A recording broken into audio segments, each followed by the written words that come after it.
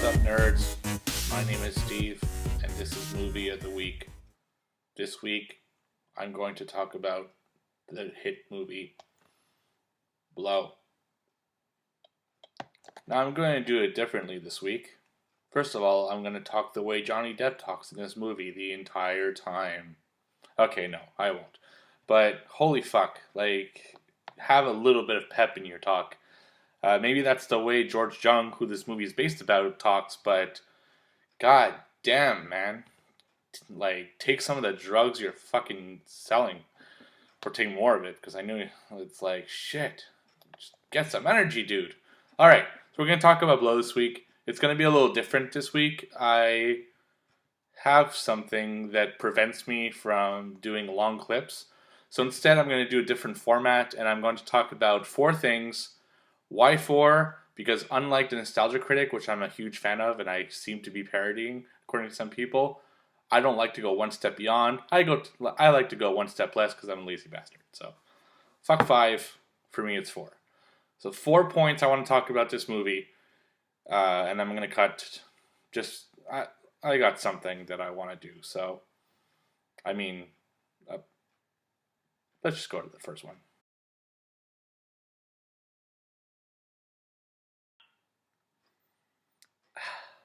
Much better.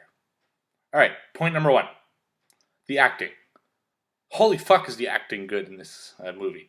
Okay, I know I talked about Johnny Depp's monotone voice throughout it, but I think that's the way the character is, and I can forgive him for it because he fucking sells the shit out of this character. I believe everything he's doing in the movie. That's one thing I gotta say about Johnny Depp.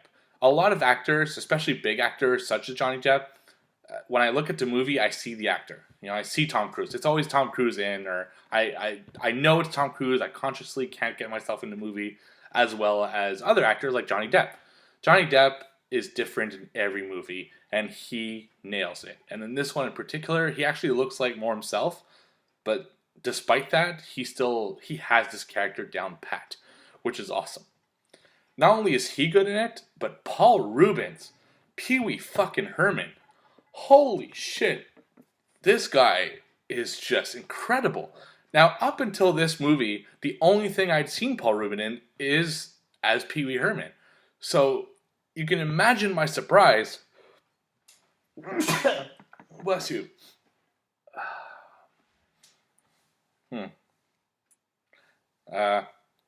Nothing's wrong here. Let me continue. Whew. I think I'm going to need to cut soon for a little more. So, anyway, Paul Rubin, awesome. Just blew me away in this movie, and every supporting actor really fills the role really well. They do a good job.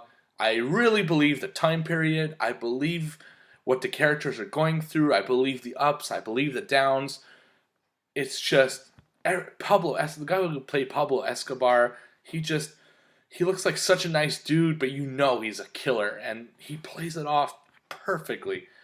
Everything about this movie, as far as acting goes, is awesome. So, highly, highly recommend you watch at least it for the acting, which is amazing. So, that's point 1.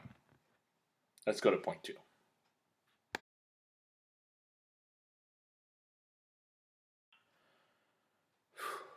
Much better. Point 2. Pacing.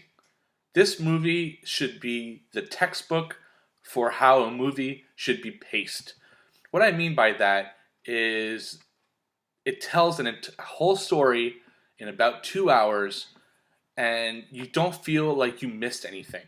Despite showing this entire guy's life, it does quick montages when it's needed.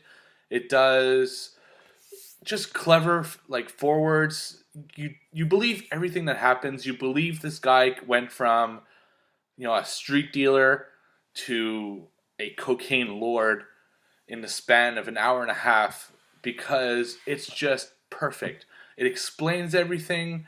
It moves forward. As soon as you get, you start with the weed and he's a dealer, and then you're like, okay, well, I get he's getting bigger. Oh, this is cool. Oh, he's getting really big. Oh, this is crazy. He's going to get caught. Nope. Something happens, twist, turns, he gets caught, he goes to jail, but then boom, he becomes a fucking cocaine guy there because Apparently, prison is you come in prison. I think he said with a degree in weed, and you leave prison with a PhD in cocaine. It's awesome pacing, and you never get bored. As soon as you feel it starts to slow down, boom, they hit you with the right. Slows down, boom, they hit you with the left, and it is incredible.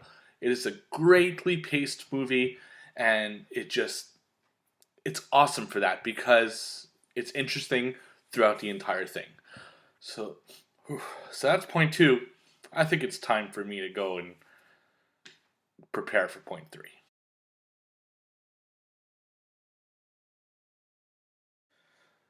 Uh, Point three. Yeah. Point three. Let's talk about point three. Uh, where am I going with this? Biographies. I fucking love biographies. Biography movies are some of my favorite movies in the world. I find what happens in real life to be more interesting than what can happen in the movie world. Sure, I love movies and I love people's imaginations and what they could put forth, but knowing that it's based on a true story will add that element of, wow, this is really cool to a movie. And this, as far as a biography movie goes, nails it. I mean, I feel like I know who this person is, the real person, and I could feel what he felt when he went through this experience. Now, I'm sure they took liberties and such, as all films do, but I did some research on this guy, and it actually seems to be pretty bang on, at least as far as what I've read. But it's just an awesome experience, and even though this is a guy that really, in normal terms, you should hate, right? Because I mean, if he even had this whole story in his Johnny Depp acted film, that'd be like, oh, it's just some douchebag that sells coke. But honestly, you kind of feel for the guy. I mean, I get why he's in jail, and I get what he did is really wrong. But you kind of feel, you feel for him when it comes to his daughter. You feel for him when his friends screw him because of the money, and they get coked up. God, I hate people who get coked up. Awful, awful people. Anyway, so this, again, I said it for the pacing. It should be one of the poster childs for biography films. Because there's a lot of them that don't do it as well. Where I just saw the one with, oh my god, the guy who's saying Living with America. I'm talking to myself, but you know. That one, anyway. It doesn't matter. Just, there's other films out there not as good as far as biographies. But this one, very cool. You feel like you learn, you understand the character, you love him, you hate him, you understand him, and it's awesome for that. So, I think I need one last point four.